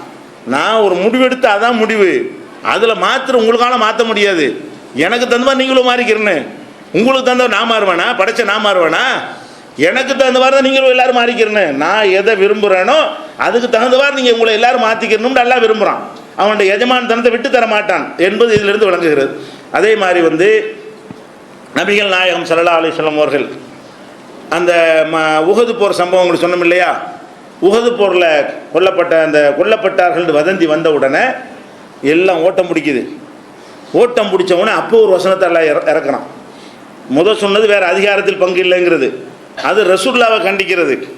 இது கோழைத்தனமாக போனாங்களே சஹாபாக்கள், அவங்கள கண்டிக்கிறதுக்கு ஒரு வசனம். என்ன வசனம்? இப்போ ரசூல் ஸல்லல்லாஹு அலைஹி வஸல்லம் கொல்லப்பட்டுட்டாங்க அப்படின்னு நினச்சி நீங்கள் ஓடுறீங்க. கொல்லப்பட்டுட்டாங்கன்னு நினச்சிட்டு போர்க்களத்தை விட்டுட்டு ஓட பார்க்குறீங்க. அப்போ நீங்கள் இந்த போருக்கு வந்தது, இதில் தியாகம் செஞ்சதெல்லாம் எனக்காக இல்லை, ரசூலுல்லாவுக்காக தான். அவர் இருந்தால் நீங்கள் களத்தில் நிற்பீங்க, அவர் மூத்தாயிட்டா இஸ்லாத்தை விட்டு ஓடி போயிடுவீங்க அப்படின்னு நல்லா கேட்குறான். அல்லா என்ன கேட்குறான்? ஒமா முஹம்மதுன் இல்லா ரசூல், முகம்மது தூதரை தவிர வேறு இல்லை, அவர் என்னுடைய ஒரு பிரதிநிதி அனுப்பி வச்சிருக்கிறேன். கது ஹலத்து மின் கப்லிஹி ருசுலு, அவங்களுக்கு முன்னாடி பல தூதர்கள் போய்விட்டார்கள். அவையும் மாத்த, இந்த தூதர் இறந்து விட்டால், குத்தில கொல்லப்பட்டு விட்டால், இன்கலபுத்தும் அல ஆக்காபிக்கும், வந்த வழியே போய்விடுவீர்களா? இந்த தூதர் இருக்கிற வரைக்கும் நாங்கள் இஸ்லாத்தில் இருப்போம், தூதர் போயிட்டாருன்னா எங்களுக்கு இது வேண்டியில்லை, நாங்கள் விட்டு ஓடி போயிடுவோம் அப்படின்னா நீங்கள் அவருக்காக தான் இஸ்லாத்துக்கு வந்தீங்களா? எனக்கு பயந்து வந்தீங்களா? என்னுடைய நரகத்துக்கு பயந்து நீங்கள் வரணும், என்னுடைய விசாரணைக்கு பயந்து வரணும், நான் தரக்கூடிய சொர்க்கத்துக்கு ஆசைப்பட்டு வரணும். முகமது அவர்கள் மீது உங்களுக்கு ஒரு பாசம் அதுக்காக வரக்கூடாது. முகமது இருக்கிற வரைக்கும் நாங்கள் இருப்போம், முகமது போன பிறகு எங்களுக்கு என்னத்துக்கு அப்படின்னு போனீங்கன்னா அதெல்லாம் சொல்லி காட்டுறான். குத்தில கொல்லப்பட்டு விட்டால் இன்கலபுத்தும் அல ஆக்காபிக்கும், வந்த வழியே போய்விடுவீர்களா? ஒமை என் கலிபால அகிபைகி, யார் வந்த வழியே ரிவேர்ஸ் போய்விடுகிறானோ ஃபலையல் உரல்லாக செய்யா, அவன் அல்லாவுக்கு எந்த கேடும் செய்ய முடியாது, போனால் போய் தொலைஞ்சு போடான்றாங்களா? நீ ரசூலுல்லாவுக்காக தான் இந்த மார்க்கத்துக்கு வந்தானா போய்கிட்டே இரு, எனக்காக வந்தா இரு, எனக்காக என்னுடைய வல்லமையை நினைத்து நீ வந்திருந்தால் இங்கே இருக்க வேண்டும். நீ ரசூலுல்லாஹ் இருக்கிற வரைக்கும் நான் இருப்பேன், அதுக்கு பிறகு எனக்கு இஸ்லாம் வேணான்னு போனீங்கன்னா போயிட்டே இரு, உன்னால் எனக்கு எந்த கேடும் செய்ய முடியாது, என்னால் உனக்கு கேடு செய்ய முடியும். ஃபலையல் உரல்லாக செய்ய, அல்லாவுக்கு எந்த கேடும் செய்ய முடியாது. ஒச எஜ்ஸில்லாஹு ஷாக்கிரீன், நன்றியோடு நடக்கக்கூடியவர்களுக்கு நான் கூலி தருவேன், நன்றி கெட்டவனுக்கு நான் கூலி தர மாட்டேன். இது நன்றி கெட்டவங்கிறான். எதை? ரசூலுல்லாஹ் இருக்கிற வரைக்கும் நாங்கள் இருப்போம், ரசூலுல்லாஹ் போனால் போயிடுவோம், இவன்லாம் நன்றி கெட்டவன், இவனை நான் பார்க்குற விதத்தில் பார்த்துக்கிறேன் நல்லா கண்டிக்கிறான். இது 3வது சூறாவில் 144வது வசனத்தில் இருக்கிறது. இது இன்னொரு சந்தர்ப்பத்தில் இந்த வசனத்தை அபூபக்கர் ரலியல்லாஹு அன்ஹு யூஸ் பண்ணி காட்டுறாங்க. அது என்ன சந்தர்ப்பம்? நபிகள் நாயகம் ஸல்லல்லாஹு அலைஹி வஸல்லம் அவர்கள் மரணித்து விடுகிறார்கள். அவங்க மரணித்த உடனே சஹாபாக்கள் இவ்வளவு ஆயத்துகள் இருந்தும், இவ்வளவு தெளிவாக தௌஹீதை போதிச்சு இருந்தும், சஹாபாக்கள் எப்படி இருந்தாங்கன்னு பாருங்களேன். ரசூலுல்லாஹ் மௌத்தாயிட்டாங்க, மௌத்தாவலைங்கிறாங்க எல்லாரும். ரசூல் ஸல்லல்லாஹு அலைஹி வஸல்லம் மௌத்தாயிட்டாங்க, அவங்களுடைய மூச்சு பேச்சு இல்லை, அப்படி போட்டபடி கிடக்கிறாங்க. அப்போ அவங்கள பேச மாட்டேங்கிறாங்க, சாப்பிட மாட்டேங்கிறாங்க, சிரிக்க மாட்டேங்கிறாங்க, கூப்பிட்டா ஏண்டு கேட்க மாட்டேங்கிறாங்க, கை கால் துரும்புதல் அசைவு கூட இல்லை, அப்படி இருக்கிறாங்க. நல்லா தெரியுது இறந்து போயிட்டாங்கண்டு. ஒன்று வேணாம், ஒரு ஆள் இறந்துட்டாருன்னு பார்க்குற, கையில் கொண்டு மூக்கில் கையை வச்சு பார்த்தா தெரிஞ்சுட்டு போகுது. அதில் நெஞ்சு ஏறி இறங்குறத வச்சு என்ன செய்யலாம்? மூத்தா போயிட்டாங்களா இருக்கிறாங்களாம் தெரிஞ்சிடலாம். இதுக்குன்னு அவங்க ரெடியாக இல்லை. ரசூலுல்லாஹ் மேலே வச்ச அந்த பாசத்தின் காரணமாக அவங்க என்ன செஞ்சிட்டாங்க? ரசூல் ஸல்லல்லாஹு அலைஹி வஸல்லம் மூத்தா இருக்கிறாங்க, மூத்தாக கூடாதுன்னு அவங்க நினைக்கிறாங்க. மூத்த ஆகிட்டாங்க, அது உண்மை, அது யதார்த்தமான உண்மை. சஹாபாக்கள் அதிகமான பேர் என்ன நினைக்கிறாங்கன்னா, அது எப்படி ரசூலுல்லாஹ் மௌத்தாகிறது? அல்லாஹ்வுடைய ரசூலுல்லாஹ் சாதாரண ஆளா? அவங்க மௌத்தாவாங்களா? அது எப்படி மௌத்தாகிறதுங்கிற அளவு அவங்க நினைக்கிறாங்க. அது மாத்திரம் இல்லாமல் என்ன செய்கிறாங்கன்னா, இது யார் நினைக்கிறா? சாதாரண நேற்று முந்தா நாள் இஸ்லாத்துக்கு வந்த சஹாபிகள் மட்டும் நினைக்கல, உமர் ரலியல்லாஹு அன்ஹு தலைமையில் ஒரு பெரிய கூட்டமே நினைக்குது. உமர் ரலியல்லாஹு அன்ஹு யாரு? இன்னல்லாஹல யன்திகுல் அலா லிசானி உமர், உமருடைய நாவில் அல்லாஹ் பேசுகிறான்ங்கிறாங்க ரசூல் ஸல்லல்லாஹு அலைஹி வஸல்லம். உமருடைய நாவில் அல்லாஹ் பேசும், அவர் சில விஷயங்கள் அவர் சொல்லுவார், அது மாதிரி வஹி வரும். அப்படி ஒரு சிறந்த ஒரு சஹாபி என்று பாராட்டப்பட்ட உமர் ரலியல்லாஹு அன்ஹு அவர்கள் என்ன செய்கிறாங்க? கையில் வாளை எடுத்துக்கிட்டு, எவனாச்சும் ரசூலுல்லாஹ் மூத்தா போனதா சொன்னீங்க தலையை சீவிடுவேங்கிறார். உமர் ரலியல்லாஹு அன்ஹு அவர்கள் கையில் வாளை எடுத்துக்கிட்டு ரசூல்லா மௌத்தா போயிருக்கிறாங்க, நல்லா தெரியுது. மௌத்தா போனதா சொன்னீங்கன்னா தலை இருக்காது. அவ்வளவு அந்த மிரட்டி வேற அந்த கருத்துக்கு ஆள் சேர்க்கிறார். அதிகமான பேர் அவர் பக்கம் தான் இருக்கிறாங்க. கொஞ்சம் நஞ்சம் பேர் ரசூல்லா மௌத்தா போயிட்டாங்கன்னு நினைக்கிறாங்க. அந்த கொஞ்சத்தையும் காலி பண்ணுறதுக்கு என்ன பண்ணுறாரு, மிரட்டுறாரு. எவனா சொன்னீங்க தலை இருக்காது. அவ்வளோக்கு ரசூல்லா மேலே முகபத்து இருந்த உண்மைதான். அப்போ என்ன ஆகுதுண்டா, அபூபக்கர் இல்லாமல் அந்த ஸ்பாட்டில் இல்லை. ஏன்னா அபூபக்கர் அவர்கள் மதீனாவில் வசிக்கலை. மதீனாவுக்கு வெளியே சனகுன்ற ஒரு ஏரியாவில் எக்ஸ்டென்ஷன் ஏரியா இருக்கும் இல்லையா, அந்த ஏரியாவில் தான் அவருடைய குடியிருப்புலாம் இருக்கிறது. ரசூல் ஸல்லல்லாஹு அலைஹி வஸல்லம் மரணம் செய்து கேள்விப்பட்டு வேகமாக என்ன செய்கிறாரு, அவர் கொஞ்சம் லேட்டாக வர்றாரு. இவ்வளோ இந்த ஒரு கூட்டம் அசம்பிள் ஆகிற வரைக்கும் அவர் அந்த இடத்துல இல்லை. உடனே வர்றாரு. வந்தவுடனே நிலைமையை பார்த்தா விளங்கிட்டார். மக்கள் பூரா ஒரு மாதிரியாக இருக்கிறாங்க. ரசூல் ஸல்லல்லாஹு அலைஹி வஸல்லம் மௌத்தாவலங்கிற கருத்து தான் அனைவர்ட்டையும் இருக்குன்னு தெரியுது. நேராக வந்து என்ன செய்கிறாங்க, ரசூல் ஸல்லல்லாஹு அலைஹி வஸல்லம் போர்வை மூடி வச்சுருந்தாங்களா, முகத்தை நீக்கி நெத்தியில் முத்தமிட்டார்கள். முத்தமிட்டு விட்டு என்ன செய்கிறாங்கன்னா, அவனுக்குள்ளே ரசூல்லாட்ட பேசுகிற மாதிரி ஒரு செய்தியை சொல்கிறாங்க. திபுத்த ஹையன் வமையித்தா, நீங்கள் உயிரோடு இருக்கும் பொழுதும் வாசமாக இருந்தீர்கள், மையத்தாக இருக்கும் பொழுது, மையத்துங்கிற வார்த்தையை போடுறாங்க. உயிரோடு இருக்கும்போது மௌத்தாயிட்டாங்கிறத அவ்வளோ அற்புதமாக மக்களுக்கு புரிய வைக்கிறாங்க.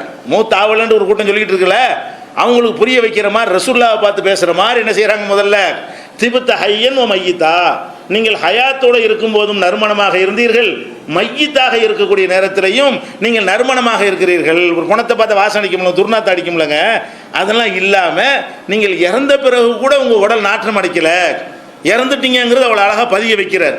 பதிய வச்சுக்கிட்டு என்ன செய்கிறாங்க, அடுத்து என்ன செய்கிறாருன்னு கேட்டால், உங்களுக்கு அல்லாஹ் ஒரு மூத்தை தான் தந்தான். மா ஜாலல்லாஹு லக்கல் மூத்தத்தை இல்லல் மூத்தத்தல் ஊலா. சில பேர் நினைஞ்சாங்கன்னா மூத்தா போயிட்டாங்க, இப்போ எந்திரிச்சு வாழ்ந்துட்டு அப்புறமேல முன்னோர்க்க மூத்தா போவாங்க. அப்படி சில பேர் மூத்தாவே போகலன்னு ஒரு கூட்டம், அவங்களுக்கு இந்த பதில். இன்னொரு கூட்டம் என்ன பண்ணிட்டு இருந்தாங்க, பார்த்தா தெரியுது மூத்தா போனது, ஆனால் மூத்தா போகக்கூடாதுன்னு விரும்புகிறாங்க. அப்போ என்ன நினைக்கிறாங்க, இது ஃபார்மாலிட்டி மௌத்து, மறுபடியும் எந்திரிச்சு உட்காருவாங்க பாருங்களேன், அதுக்கப்புறம் அப்படின்னு சொல்லிட்டு ஒரு கூட்டம் சொல்லிட்டு இருக்குது. அதுக்கு மறுப்பா என்ன செய்கிறாரு, அதுக்கு அபூபக்கர் சொல்கிறாங்க, மா ஜஅலல்லாஹு லக்கல் மூத்தத்தை இல்லல் மூத்தத்தல் ஊலா, முதல் மௌத்து இருக்குத அந்த ஒரு மௌத்தை தவிர வேற ஒரு மௌத்து உங்களுக்கு கிடையாது, அந்த மௌத்தை நீங்கள் அடைந்து விட்டீர்கள். ஒரு மௌத்தை தவிர இன்னொரு மௌத்து உங்களுக்கு கிடையாது, அந்த ஒரு மௌத்து இப்போ உங்களுக்கு வந்து விட்டது அப்படிங்கிறதையும் தெளிவாக சொல்கிறாரு. அது இது சிலையடையா ஒரு சூசகமாக ஒரு மென்மையாக சொன்னார்ல. அதுக்கப்புறம் வெளியே வர்றார். வெளியே வந்து மக்களை நோக்கி என்ன செய்கிறாரு, மன்கான யாபுது முஹம்மதன் இன்ன முஹம்மதன் கத்மாத், நீங்கள் முகம்மதை வணங்கக்கூடியவர்களாக இருந்தால், அல்லாஹ் வணங்காம முகம்மதை நீங்கள் வணங்கக்கூடியவர்களாக இருந்தால் தெரிஞ்சுக்கிறங்க, முகம்மது இறந்து விட்டார்கள். இப்படி சொல்கிறாங்க. இப்படி பேரை சொல்லி தலையில் அடித்த மாதிரி சொல்லவே மாட்டாங்க. ரசூல் ஸல்லல்லாஹு அலைஹி வஸல்லம் அவர்களை இந்த மாதிரியாக என்ன செய்ய மாட்டாங்க, அபூபக்கர் பயன்படுத்தவே மாட்டாங்க. ஆனால் அந்த இடத்துல அல்லாஹ்வுடைய கண்ணியத்தை ஒசத்த வேண்டும்ங்கிறதுக்காக வேண்டி இப்படி சொல்கிறாங்க. மன்கான யாபுது முஹம்மதன், முகம்மதை நீங்கள் வணங்கக்கூடியவர்களாக இருந்தால் தெரிந்து கொள்ளுங்கள், இன்ன முஹம்மதன் கதுமாத், முகமது இறந்து விட்டார். ஒமன்கான யாபுதுல்லா, அல்லாஹ்வை வணங்கக்கூடியவர்களாக இருந்தால் சொல்லுங்கள், ஃபஹுவ ஹய்யுன் லா யமூத், அவன் தான் சாகாமல் உயிரோடு இருக்கிறவன். நீங்கள் ரசூல் ஸல்லல்லாஹு அலைஹி வஸல்லம் அவர்கள் சாகாமல் உயிரோடு இருக்கிறாங்கன்னு சொன்னாலேயே அவங்கள கடவுளாக்கிட்டீங்கன்னு அர்த்தம், அவங்கள வணங்கிட்டீங்கன்னு அர்த்தம். தனியாக போய் கடவுள்ன்ட்டு பேர சொல்லணும்னு அவசியம் கிடையாது. சாக மாட்டார்னு சொன்னாலே முடிஞ்சு போச்சு கதை, அல்லாஹ் வாங்கிட்டுன்னு அர்த்தம். சாக மாட்டாருங்கிற அல்லாஹ்வுக்கு உள்ள தன்மை இல்லைங்க. லேட்டாக சாவ ஈசா நபி சாவலைன்னு சொன்னாலும் லேட்டாக சாவ போகிறாரு, சாக மாட்டாருங்கிறது அவருக்கு வரல. இப்போ சாவலையை தவிர இப்போ சாவுறதுக்காக தனியாக எல்லாம் இறக்கி வைக்கிறான். அவரை தூக்கிட்டு போய் அப்படி வச்சிருக்கலாம். இருந்தாலும் என்ன செய்யறான், நீ சாவாமல் தூக்கணுனால இறக்கி விட்டால சாவடிக்க போகிறான் ஈசா நபியை. அது சாகாத யாராவது இருக்க முடியுமா, கொஞ்சம் லேட்டாக சாவார்னு சொல்லலாம். சாகவே மாட்டார்னா அது எப்படி கடவுளா? அபூபக்கர் என்ன பண்ணுறாங்கன்னா அழகாக சொல்கிறாங்க, அல்லாஹ்வை வணங்குறவனாக இருந்தால் தெரிஞ்சுக்கிறங்க, அவன் தான் சாகாமல் உயிரோடு இருக்கிறவன். இதை சொல்லிட்டு அந்த வசனத்துக்கு போடுறாங்க. எந்த வசனத்தை, அந்த உஹது போர் வசனம் இருக்க, ஒமா முஹம்மதுன் இல்லா ரசூல், முகமது தூதர் தான், அவருக்கு முன்னால் தூதர்கள் போய்விட்டார்கள், அவர் இறந்து விட்டால் கொல்லப்பட்டு விட்டால் வந்த வழியை நீங்கள் போய்விடுவீர்களா? யார் வந்த வழியே போய்விடுகிறீர்களோ அவர்கள் அல்லாஹ்வுக்கு எந்த தீங்கும் செய்ய முடியாது, அல்லாஹ் நன்றி பாராட்டக்கூடியவர்களுக்கு கூலி தருவான் என்கிற வசனம். அவையும் மாத்தவ் குத்தில இன்கலபுத்தும் அல்ல ஆக்காபிக்கும் என்கிற வசனத்தை சொல்லி, இது அல்லாஹ் குர்ஆன்ல சொல்றான், இதெல்லாம் நீ வாசிக்கலையா? அவர் இறந்து விட்டால்னு அல்லாஹ் சொல்றதுலேருந்து இறப்பார்னு உங்களுக்கு புரியலையா? அவர் கொல்லப்பட்டு விட்டார்னு சொல்லும் பொழுது அவர் கொல்லப்படவும் செய்யலான்னு உங்களுக்கு விளங்கலையா?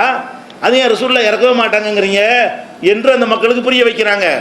இன்னொரு வசனத்தை எடுத்து சொல்லி காட்டுறாங்க, இன்னக்க மையத்துன் ஓ இன்னகும் மையத்துன், நபியே முகமதே நீனும் ஒரு நாள் மையத்தாக போகக்கூடியவர் தான், அவர்களும் மையத்தாக போகக்கூடியவர்கள் தான் நல்லா குரானில் சொல்கிறானே.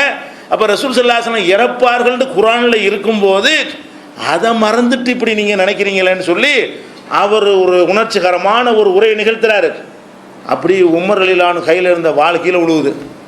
அவருக்கு அப்போ தான் பெரிய மேஜர் மிஸ்டேக்கில் பண்ணிட்டோம், ஒரு பக்தி அன்புல நம்ம வந்து என்ன சிந்தனையை தவற விட்டுப்புட்டு குரானில் இவ்வளோ தெளிவாக சொல்லப்பட்ட விஷயத்தை கூட கவனிக்காமல் பெரிய தவறான முடிவில் எடுத்துட்டோம். அவர் அப்படி விட்டுப்புட்டு இருந்தாலும் அந்த பக்கம் வந்துட்டாங்க. உமர் பக்கம் சேர்ந்துக்கிட்டு இருந்த கூட்டமெல்லாம் என்ன செய்யுது, அபூபக்கரில் அடுக்கடுக்கான ஆதாரங்களையும் வாதங்களையும் அள்ளி போட்ட உடனே அப்படி கூட்டமும் அப்படி வந்துடுது. அவரும் வாழை விட்டு கீழே போட்டு என்ன செய்கிறாரு, வந்துடுறாரு. அப்போ அதுக்கு பிறகு தான் ரசூல் ஸல்லல்லாஹு அலைஹி வஸல்லம் மௌத்தா போனாங்கங்கிற விஷயத்தை எல்லாரும் ஒத்துக்கிறாங்க.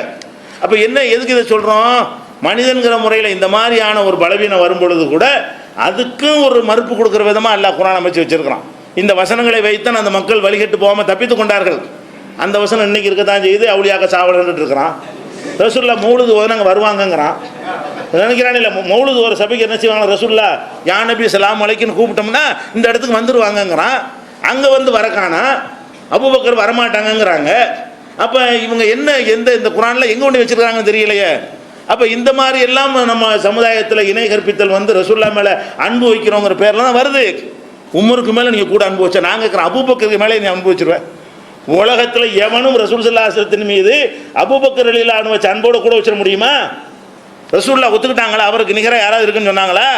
அல்லாஹ்வே வர மட்டும்தானே தோழருங்கிறான். யாரையும் ரசூலுல்லாஹ்வுடைய தோழர்ந்து அல்லாஹ் சொல்லலை. ஹிஜ்ரத்து செஞ்சு போகும் பொழுது ரெண்டு பேரும் அந்த குகையில் இருந்தாங்களே மறைந்து, அதை சொல்லும் பொழுது இது யகூல் சாஹிபிஹி, ரசூல் ஸல்லல்லாஹு அலைஹி வஸல்லம் அவர்கள் தன்னுடைய தோழருக்கு சொன்னார். தோழர்னு அல்லாஹ்வே தோழர்னு யாரை தான் சொல்கிறான், அபூபக்கர் தான் சொல்கிறான். லா தஹஸன் இன்னல்லாஹ மஅனா, கவலைப்படாத நம்மோடு அல்லாஹ் இருக்கிறான். அந்த வசனம் இறங்குத, அந்த வசனத்திலே இவருக்கு என்ன பேர், ரசூலுல்லாஹ்வுடைய தோழர். மரண தருவாயில் ரசூலுல்லாஹ் இருக்கிறாங்க. ஆளுக்கு நோய் விசாரிக்க அன்புல வந்து விசாரிக்க வந்தால் நோயாளிக்கு ரொம்ப டிஸ்டர்பாக இருக்கும்ல. நோயாளிகள் அடிக்கடி போய் விசாரிக்க போகிறேன்னு நினச்சக்கூடாது. சும்மா தூரம் கண்ணாடி வழியாக பார்த்துட்டு வந்து அது ஒரு கணக்கு, நல்லா இருக்குல்ல இப்படி இருக்குன்னா அவனே இப்போ யார் வராமல் இருந்தால் நல்லது நினைப்பான். ஒரு சில நோய்களுக்கு வந்து ஆளுக்கு வந்து நம்மளை விசாரிக்காமல் இருந்தால் நல்லா இருக்குன்னு நினைப்பானே. இல்லை, அந்த மாதிரி ரசூல் ஸல்லல்லாஹு அலைஹி வஸல்லம் அவர்கள் வேதனையில் இருக்கக்கூடிய நேரத்தில் ஆளுக்கு போயிட்டு நல்லா இருக்கா இப்படி இருக்கிறியா இப்படி கேட்கும்போது அவங்களுக்கு ரொம்ப டிஸ்டர்பாக இருக்குது. அப்போ என்ன செஞ்சிட்டாங்க, யாரும் வரக்கூடாதீங்க எனக்கு தொந்தரவாக இருக்குது, அபூபக்கரை தவிர ஒருத்தர் வரக்கூடாதுன்ட்டாங்க. இப்படி ரசூல் ஸல்லல்லாஹு அலைஹி வஸல்லம் அவர்கள் மரணிக்கிற நேரத்தில் அபூபக்கரின் வாசலை தவிர எல்லா வாசலையும் அடையுங்கள், அவர் மாத்திரம் இப்போ வேணா வந்து பார்த்துட்டு போகட்டும் என்ற அளவுக்கு அவரை நேசித்தாங்க ரசூல் ஸல்லல்லாஹு அலைஹி வஸல்லம். அதே மாதிரி அபூபக்கர் ரசூல் ஸல்லல்லாஹு அலைஹி வஸல்லம் சொன்னாங்க, உலகத்திலேயே எந்த மனிதருக்காவது நான் நன்றி கடன் பட்டிருக்கிறேன் என்று சொன்னால் அபூபக்கருக்கு பட்ட அளவுக்கு நான் யாருக்கு நன்றி கடன் படலை. பொருளாதாரத்தை அள்ளி கொடுத்து அவர் தான் கொடுத்தார். துவக்கத்தில் மக்காவில் இருந்த காலத்தில் அவர் தான் அள்ளி கொடுத்தார். மதீனாவுக்கு வந்து அவர் தான் அள்ளி கொடுத்தார். ஹிஜ்ரத்து போகிறதுக்குரிய வாகனம் வாங்க கூட ரசூலுல்லாஹ்க்கு வந்து அவர் தான் அந்த வாகனத்தை ஏற்பாடு பண்ணார். அவருடைய பொருட்செலவில் தான் அழைத்து கொண்டு வந்தார். அப்போ அந்த மாதிரி எந்த ஒரு மனிதனுடைய பொருளாதாரமாவது அவர் யாருக்கு அதிகமாக பயன்பட்டிருக்குன்னு சொன்னால் அபூபக்கருடைய தான் எனக்கு அதிகமாக பயன்பட்டிருக்கு.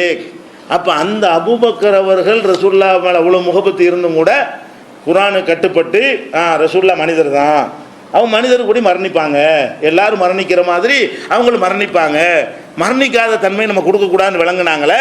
அப்போ அபூபக்கர் மாதிரி நம்ம முடிவெடுத்தால் நமக்கு ரசூலுல்லாஹ் மேலே முகபத்து இல்லைங்கிறான். ரசூலுல்லாஹ் மௌத்தா போகலன்னு சொன்னால் அதான் முகபத்து ஜாஸ்தின்னு நினைக்கிறான். அப்போ எல்லாம் யாருக்கு மேலே வழங்கி வைத்திருக்கிறார்கள். அதுக்காக இதை சொல்லிக்கிறோம், இதை நம்ம யாவத்தில் வச்சுக்கணும். அதே மாதிரி நபிகள் நாயகம் ஸல்லல்லாஹு அலைஹி வஸல்லம் அவர்கள் இந்த ஏகத்துவ பிரச்சாரத்தை முதல்ல வந்து படிப்படியாக தான் அல்லாஹ் அவங்களுக்கு ஆர்டர் பண்ணுறான். நபியான உடனே உலகத்துக்கெல்லாம் போய் பிரச்சாரம் பண்ணுன்னு அல்லாஹ் சொல்லவே இல்லை. ஆரம்பத்தில் அவங்களுக்கு வந்த கட்டளை என்னென்னா இக்ரு தான், நீ ஓது, நீ விளங்கிக்க, நீ புரிஞ்சிக்க. இந்த கட்டளை தான் அவங்களுக்கு வந்தது. பிரச்சாரம் பண்ண சொல்லி ஒரு கட்டளையும் வரல. பிறகு என்ன கட்டளை வருது, சொந்தக்காரங்களுக்கு சொல்லு. ரெண்டாவது கட்டளை எப்படி வருது, ஊர் உலகத்துக்கு சொல்கிறதுக்கு முன்னாடி வான்தீர் அஷீரத்தக்கல் அக்ரபீன், உன்னுடைய நெருங்கின சொந்தக்காரங்களுக்கு எச்சரிக்கை பண்ணு என்று வசனம் வருகிறது. வந்தோன்னு என்ன செய்கிறாங்கன்னா நெருங்கின சொந்தக்காரங்கள்லாம் கூப்பிட்றாங்க. நெருங்கின சொந்தக்காரங்களாம் கூப்பிட்டு எப்படி கூப்பிட்றாங்க, யா யா பனி அப்துல் முனாஃப், அப்துல் முனாஃபுடைய மக்களே. அப்துல் முனாஃப்னா அவங்க பாட்டனாருடைய மக்கள், தன்னுடைய குடும்பத்தார் அப்படி சொல்கிறாங்க. அப்துல் முனாஃபுடைய மக்களே, லா உகுனி அன்கும் மினல்லாஹி ஷையா, நீங்கள் இந்த மார்க்கத்தை ஏற்றுக்கிட்டீங்கன்னா தப்பிச்சிங்க. ஏற்றுக்கிறலன்னு சொன்னால் நான் உங்கள் குடும்பத்தை சேர்ந்தவன் தானே, நான் வந்து அல்லாட்டிருந்து உங்களை என்னை காப்பாற்ற இயலாது. லா உகுனி அன்கும் மினல்லாஹி ஷையா, அல்லாவிடமிருந்து உங்களை கடுகளும் என்னால் காப்பாற்ற முடியாது. சொல்கிற செய்தியை ஒழுங்காக வாங்கிக்க. லா இலாஹ இல்லல்லாஹ் நீ சொன்னாலே தவிர, அந்த கொள்கையை ஏற்றுக்கொண்டாலே தவிர நீ வெற்றி பெற இயலாதுன்னு அவங்களுக்கு சொல்கிறாங்க. யா அப்பாஸ் அப்படின்னு அப்துல் முத்தலிபுடைய மகன் அப்பாஸே, பெரியாப்பா கூப்பிட்றாங்க. அப்துல் முத்தலிபுடைய மகன் அப்பாஸே, லா உகுனி அன்க மினல்லாஹி ஷையா, அல்லாட்டிருந்து உன்னை என்னை காப்பாற்ற முடியாது. நீ பெரியாப்பாவை இருக்கலாம், ஆனால் நீ இந்த மார்க்கத்தை ஏற்றுக்கொண்டால் தான் நீ வெற்றி பெற முடியுமே தவிர என்னுடைய பெரிய பாப்பான்னு சொல்லி வெற்றி பெற முடியாது. நான் உன்னை காப்பாற்ற முடியாது, மறுமையில் உனக்கு நான் எந்த உதவியும் எனக்கு செய்ய முடியாது. அதை யா வச்சு கேட்குறாங்க.